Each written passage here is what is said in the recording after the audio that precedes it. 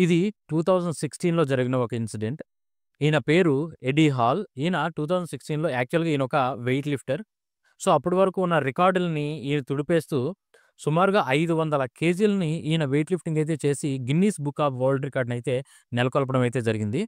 శాస్త్రవేత్తలు and doctors గమనించిందేంటంటే, ఒక మనిషి కామన్‌గా 500 కేజీ అనేది లిఫ్ట్ చేయడం హైలీ ఇంపాసిబుల్ అని జెప్పి.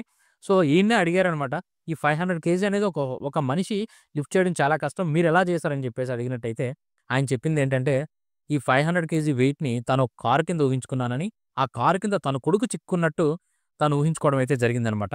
సో, ఆ విధంగా నేను ఆ 500 కేజీ అయితే లిఫ్ట్ చేయగలిగాను అని చెప్పేసన్నాడు.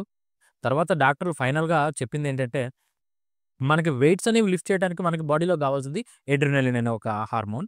సో, ఈ అడ్రినలిన్ అనేది ప్రతి మనిషిలో కొంత మనకైతే ప్రొడ్యూస్ అవ్వడం అయితే జరుగుతుంది. ఈయన ఎప్పుడైతే ఇలా ఊహించుకున్నాడో, ఈ బాడీలో ఉన్నటువంటి ఈ బ్రెయిన్ ఏం చేసిందంటే అడ్రినలిన్ ఉత్పత్తినైతే అమాంతంగా పెంచింది. సో, దానివల్ల అతను ఇంత వెయిట్‌నైతే లిఫ్ట్ చేయగలిగాడని జెప్పేసి చెప్పడం అయితే జరిగింది. సో, మన బ్రెయిన్ తలుచుకుంటే ఏదైనా చేయొచ్చనమాట. కానీ మన బ్రెయిన్ అండ్ మన బాడీ ఒకే అనుసంధానంగా ఉన్నట్టయితే మనం ఏదైనా సాధించొచ్చు అనేదానికి ఇదొక ఎగ్జాంపుల్ అనమాట. కానీ ఇదెవరు మనకు చెప్పరు. కానీ మన బ్రెయిన్ మనం అనుకున్న దానికంటే చాలా పవర్‌ఫుల్. ఎన్ని ఏఐలు ఎన్ని ఇదొచ్చేసినా సరే మన బ్రెయిన్ అనేది ఎప్పుడూ హైలైట్‌నే. సో, దాన్ని మనం కంట్రోల్‌లో ఉంచుకున్నట్టయితే మనం ఏదైనా సాధించొచ్చు అనేదానికి ఈ ఎడ్డీ హాల్ అనే ఆయన ఒక పర్ఫెక్ట్ ఎగ్జాంపుల్ అనమాట. సో, ఈ వీడియో మీకెలా అనిపించింది? సో, మీరు మీ బ్రెయిన్ అయితే ట్రైన్ అప్ చేస్తున్నారా లేదా?